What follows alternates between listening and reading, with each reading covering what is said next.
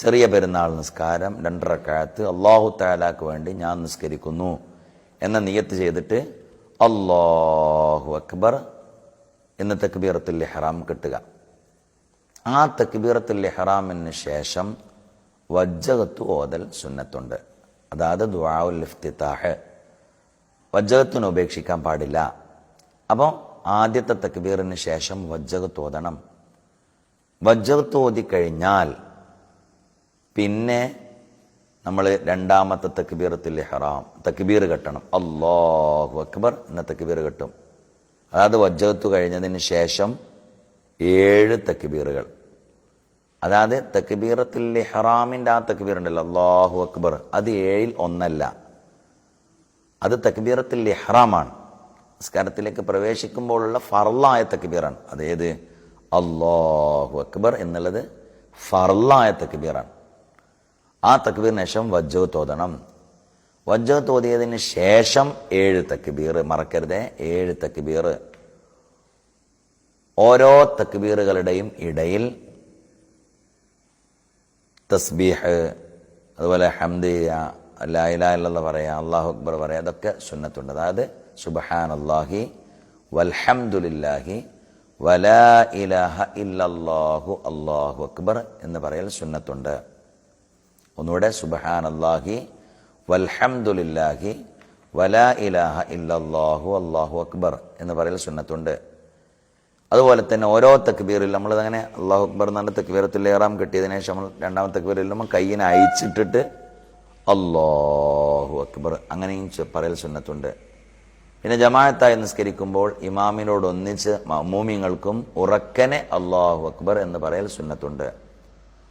ശ്രദ്ധിക്കുക, വീട്ടിൽ വെച്ചുകൊണ്ട് നിസ്കരിക്കുമ്പോൾ പാപ്പ ഇമാമ് മക്കളും ഭാര്യയൊക്കെ മഅ്മൂമിങ്ങളായി നിസ്കരിക്കുമ്പോൾ പാപ്പ പറയുമ്പോൾ അല്ലാഹു അക്ബർ പറയുമ്പോൾ ബാക്കിൽ നിന്ന് നമ്മളും അല്ലാഹു അക്ബർ കൈ ഉയർത്തി അങ്ങനെ അല്ലാഹു അക്ബർ പറയാം. അതിൻ്റെ ഇടയിൽ സുബ്ഹാനല്ലാഹി വൽഹംദുലില്ലാഹി വലാ ഇലാഹ ഇല്ലല്ലാഹു അല്ലാഹു അക്ബർ എന്നുള്ള ദിക്റും ചൊല്ലുക. ഇത് പറയേണ്ടത് ഫാത്തിഹ ഓതുന്നതിന് മുമ്പാണ്. ഫാത്തിഹ തുടങ്ങിയ പിന്നെ ഈ തക്ബീറിലേക്ക് മടങ്ങാൻ പാടില്ല. കാരണം ഇത് സുന്നത്താണ്. ഫാത്തിഹ ഫർളാണ്. ഫർളായ ഫാത്തിഹയിലേക്ക് പ്രവേശിച്ചാൽ പിന്നെ ഇതിലേക്ക് സുന്നത്തിലേക്ക് മടങ്ങാൻ പാടില്ല.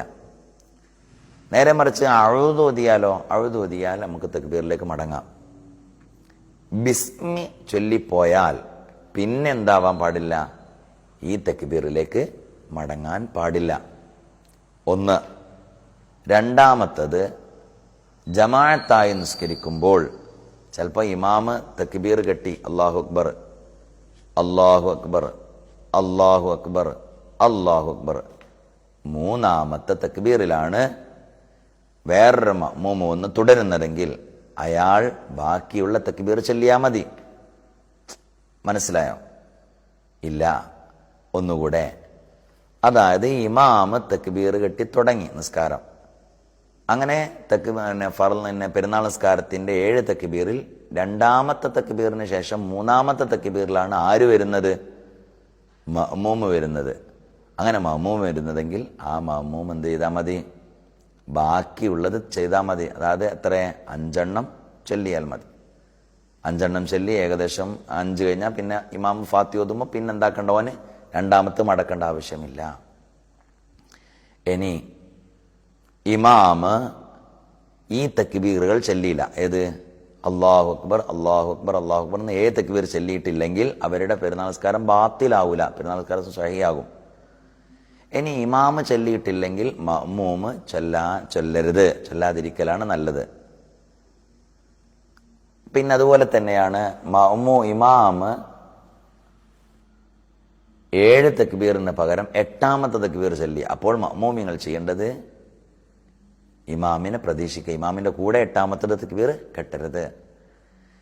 നേരെ മറിച്ച് ഇമാമ് 6 തക്ബീർ കൊണ്ട് ആദ്യത്തെ റക്അത്തിൽ അവസാനിപ്പിച്ചു, 7ാമത്തെ മറന്നു. എന്നാൽ മഅ്മൂമിങ്ങൾ എന്താക്കരുത്? മടക്കി കൊണ്ടുവരികയും ചെയ്യരുത്. അവൻ പറഞ്ഞത് ഇമാമിനോടൊന്നിച്ച് തക്ബീറുകൾ കെട്ടുക. തക്ബീറിന് ശേഷം അഊദ് ഓതി ഫാത്തിഹ തുടങ്ങുക. ഫാത്തിഹ കഴിഞ്ഞാൽ പിന്നെ ഓതൽ ശ്രേഷ്ഠമായ സൂറത്തുകൾ, ഓതൽ ശ്രേഷ്ഠമായ സൂറത്തുകൾ വിശുദ്ധമായ സബ്ബിഹിസ്മ സൂറത്തും ഹാഷിയ സൂറത്തുമാണ് ഓതൽ ശ്രേഷ്ഠമായ സൂറത്തുകൾ. അപ്പം ഈ 2 സൂറത്തുകൾ ഓതിയിട്ട് നിസ്കരിക്കുക. ആദ്യത്തെ റക്അത്തിൽ സബ്ബിഹിസ്മ റബ്ബിക എന്നുള്ള വിശുദ്ധമായ ആ സൂറത്ത് ഓതുക. ഓതിയതിനു ശേഷം സാദാ റുക്കൂ, ഇഅ്തിദാൽ, സുജൂദ്, ഇടയിലുള്ള ഇരുത്തം, 2ാം സുജൂദ്, അതിനുശേഷം നൃത്തത്തിലേക്ക് വരുമ്പോഴുള്ള തക്ബീർ. ആ തക്ബീർ കഴിഞ്ഞതിന് ശേഷം